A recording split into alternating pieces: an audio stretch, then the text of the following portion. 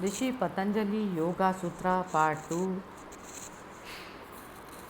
Shlok number 1 Tape Swadhyaya Ishwar Prani Dhanani Kriya Yoga Mortification, study and surrendering fruits of work to God are called Kriya Yoga. Commentary on Sri Patanjali Yoga Sutra by Swami Vivekananda. The first step, the preliminary step, is called Kriya Yoga. Literally, this means working towards yoga. The organs are the horses, the mind is the rein, and intellect is the charioteer, the soul is the rider, and the body is the chariot. The master of the household, the king, the self of man, is sitting in this chariot. If the horses are very strong and do not obey the rein, if the charioteer, the intellect, doesn't know how to control the horses, then the chariot will come to grief. But if the organs, the horses are well controlled, and if the rein, the mind, is well held in the hands of the charioteer, the intellect, the chariot, reaches the goal. What is meant, therefore, by this mortification? Holding the rein firmly while guiding the body and the organs, not letting them to do anything they like, but keeping them both under proper control. Study. What is meant by study in this case? No study of novels or storybooks, but study of those works which teach the liberation of the soul. Then again, the study doesn't mean controversial studies at all. The yogi is supposed to have finished his period of controversy. He has had enough of that and has become satisfied. He only studies to intensify his convictions. Vada and Siddhanta. These are the two sorts of scriptural knowledge. Vada, the argumentative, and Siddhanta, the decisive.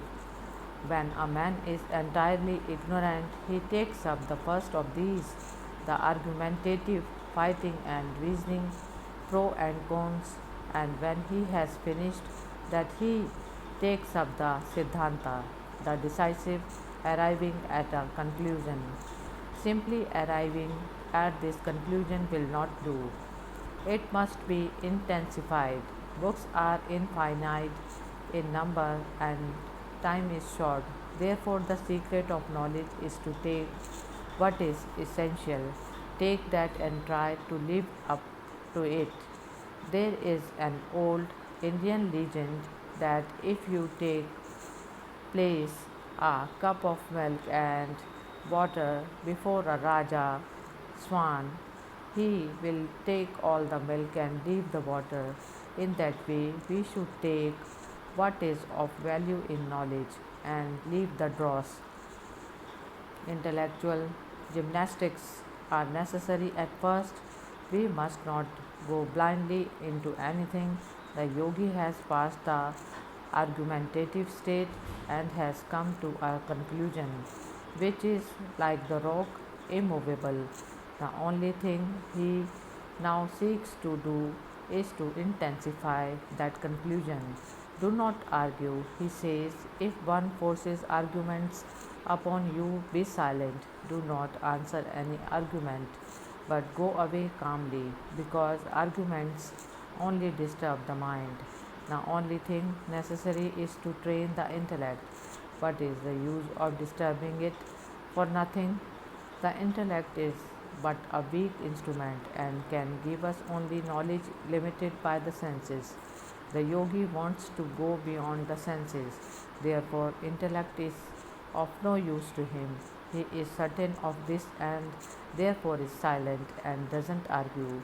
Every argument throws his mind out of balance, creates a disturbance in the chitta, and a disturbance is a drawback. Argumentations and searching of the reason are only by the way.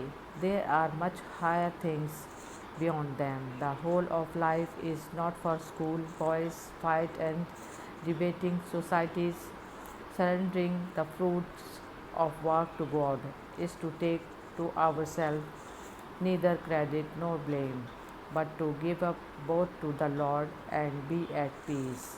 Part 2, Shlok number 2. Samadhi bhavanarth klesh tanu karanarthascha. It is for the practice of samadhi and minimizing the pain bearing obstructions. Commentary on Sri Patanjali Yoga Sutra by Swami Vivekananda. Most of us make our mind like spoiled children, allow them to do whatever they want. Therefore, it is necessary that Kriya Yoga should be constantly practiced in order to gain control of the mind and bring it into subjection. The obstructions to yoga arise from lack of control and cause us pain. They can only be removed by denying the mind and holding it in check through the means of Kriya Yoga. Part 2, Shlok number 3. Avidya smita rag dvesha bhi nivesha klesha. The pain-bearing obstructions are ignorance, egoism, attachment, aversion, and clinging to life. Commentary on Sri Patanjali Yoga Sutra by Swami Vivekananda. These are the 5 pains and 5-fold tie that binds us down, of which ignorance is the cause and the other 4 its effects. It is the only cause of all our misery. What else can make us miserable? The nature of the soul is eternal bliss. What can make it sorrowful except ignorance, hallucination, delusion? All pain of the soul is simply delusion. Part 2, Shlok number 4. Avidya kshetra muttaresham prasupta tanu vichinno dharanam. Ignorance is the productive field of all these that follow, whether they are dormant, attenuated, overpowered, or expanded. Commentary on Sri Patanjali Yoga Sutra by Swami Vivekananda. Ignorance is the cause of egoism, attachment, aversion, and clinging to life. These impressions exist in different states. They are sometimes dormant. You often hear the expression innocent as a baby, yet in the baby may be the state of a demon or of a god, which will come out by degrees. In the yogi, these impressions, the sanskaras left by past actions, are attenuated, that is, exist in a very fine state, and he can control them and not allow them to become manifest. Overpowered means that sometimes one set of impressions is held down for a while by those that are stronger, but they come out when that repressing cause is removed. The last state is the expanded, when the sanskaras, having helpful surroundings, attain to a great activity, either as good or evil. Shlok number 5. Anitya, ashuchi, dukkhana, tamasu, nitya shuchi, sukhatma, mukhya, khyati, vidya. Ignorance is taking the non-eternal, the impure, the painful, and the non-self for the eternal, the pure, the happy, and the Atma or self, respectively. Commentary on Sri Patanjali Yoga Sutra by Swami Vivekananda. All the different sorts of impressions have one source, ignorance. We have first to learn what ignorance is. All of us think, I am the body and not the self, the pure, the effulgent, the ever blissful, and that is ignorance. We think of man and see man as body. This is the great delusion.